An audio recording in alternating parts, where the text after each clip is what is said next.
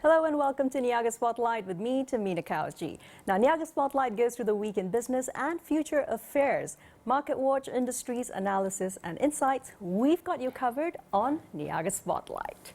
Right. So, very interestingly enough, for this week's analysis, we're going to take a look at tourism industry opportunities. So let me give you a little bit of an introduction. For 2023, Malaysia is targeting 16 million tourist arrivals, but in Q2, we're still lagging behind. Chinese tourists are targeted to fill out a quota of 5 million tourists, yet hurdles include high travel costs, insufficient flights, and actually currently 81 flights per week from various cities across China to Malaysia is insufficient to ferry target number of tourists. Also now a couple of key figures and trends before we move along. Now this is the big picture, the overview over the last decade or so. Malaysia actually reopened borders to tourists in April 22, while all vaccination, PCR test requirements were dropped in August 2022.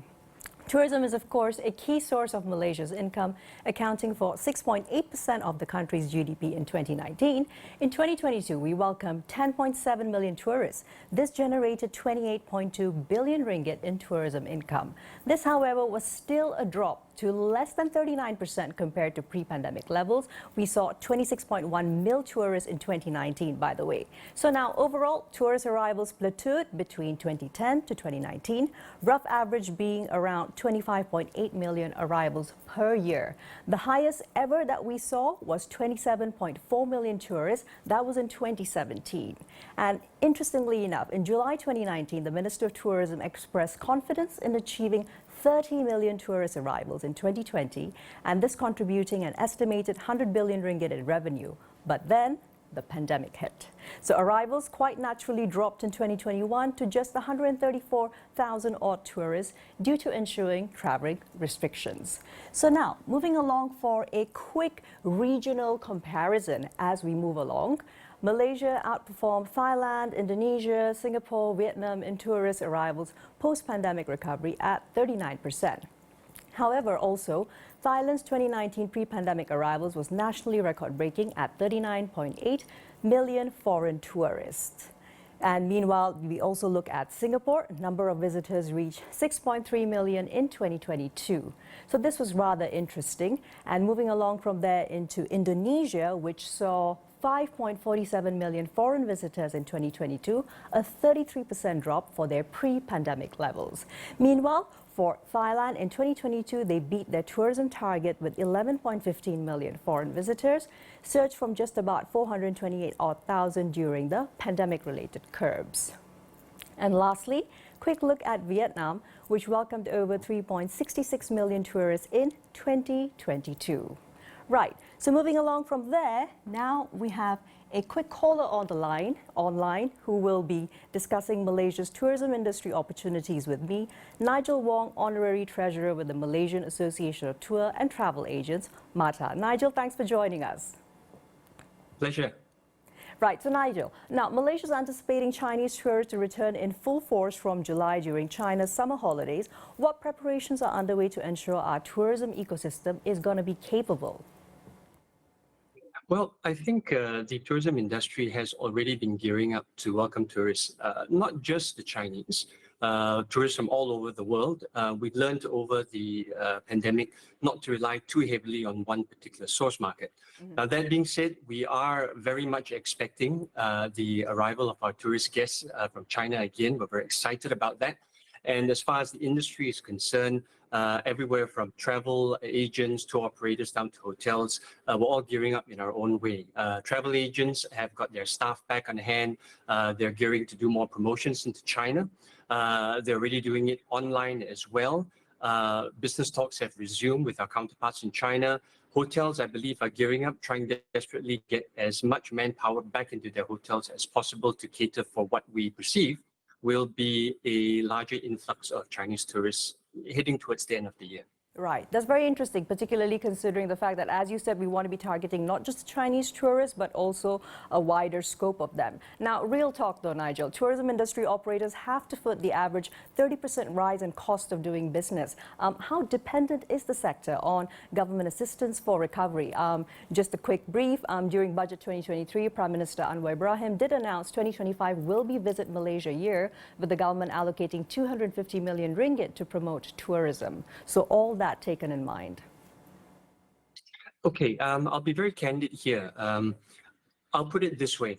The tourism is still reliant on assistance from the government, but I must also say that the government is also very reliant on the private sector as well to ensure that we meet those numbers for 2025 or even 2023, 2024. And that simple reason is because while we can spend a lot of money in promotions, nice videos, big branding promotions nationally, which is very, very important to raise awareness of the country, what's really going to make a difference is if our tourism industry players are actually on the ground. So this is what we call our boots on the ground theory, actually engaging with our counterparts overseas. And this is where the numbers are going to come in. This is where we get groups. This is where we get business events. This is where we get, we target and acquire new source markets. And it's only when the industry players are meeting their counterparts face to face that this is going to be possible.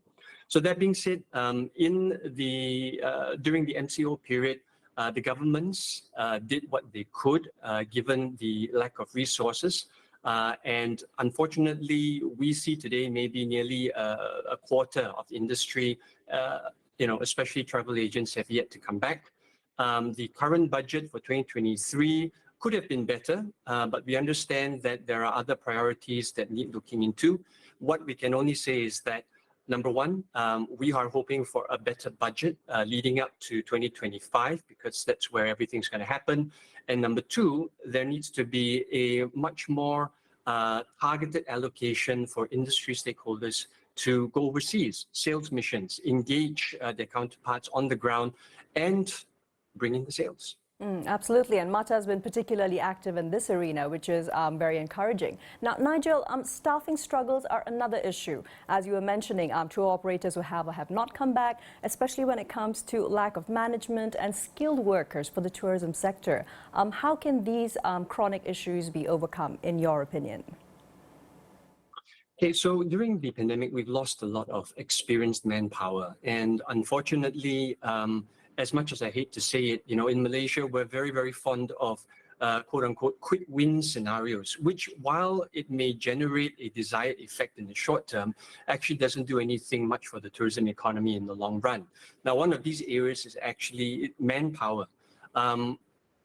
At the moment, locals especially tend to look at tourism as an industry that you have to get into if you've got no other alternative. Now, we've spoken to a lot of institutions that are running tourism courses, and the number of local students that are actually participating in degree level programs for tourism are very, very disheartening. And so what we need to do for the short term is, especially for the hospitality industry, make sure that it is much easier for the industry to bring in foreign experienced workers to make up for the shortfall in the short term. And at the same time, we need to put a lot more effort into creating an awareness that tourism is actually a very lucrative industry, encourage our locals to get into the industry across the entire spectrum, and basically start planning for 3 to 5 years ahead, where our own locals will make up the bulk of that experience hire. And then we should not have to rely so heavily on foreign labor or foreign imports. Yes, definitely. Looking 3 to 5 years in the medium term rather than, always reacting to what's happening on the ground, right? And also just wanted to quickly highlight the fact that aside from, of course, the overall industry and everyone that they hired, in particular, women who lost their jobs from the tourism-related industries and tourism, they are possibly the ones who could do with a lot more upskilling to perhaps return to work. One last question, Nigel. The airline, hotel, transportation sectors also require attention. So Malaysia's target of 11 billion USD in tourism revenue for 2023 can be somewhat possible. What immediate steps can help streamline these essential industries? Okay. For 2023, it's going to be a bit of a tall order, given we're probably already almost halfway into the year.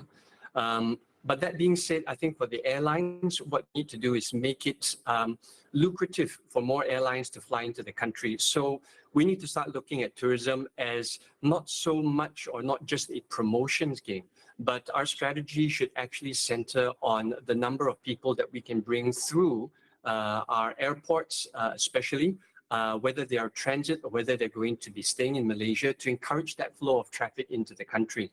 So in short, if the government could work together, especially with regards to visas, all right, if we loosen restrictions for different target groups of tourists, especially from India and China, make it easy for them to come in, will generate that demand.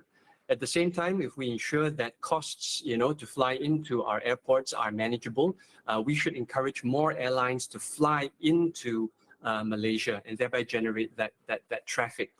Now, for the hotel side, the immediate requirement, of course, as they've all been saying, it's going to be a manpower issue. So we need to make sure that our hotels are properly staffed, not just so we can open the hotels, but so that we can deliver that quality of service that's so crucial for retaining tourists and getting them to come back. Now, the other thing that the government can look into, I'm not sure if it's possible for 2023 though, is to quickly look at the cruise industry. Cruise ships bring in thousands of people at one go. It's fantastic for the economy, as can be seen in Penang, for example. And a lot more effort needs to go into making Malaysia one of Asia's cruise hubs or premium cruise destinations. And that itself will encourage a lot more inbound traffic into Malaysia. Some food for thought there, especially perhaps if the cruise industry could also be made a little bit more COVID safe. So lots of interesting thoughts. Thanks, Nigel, for sharing your insights with us on Niaga Spotlight.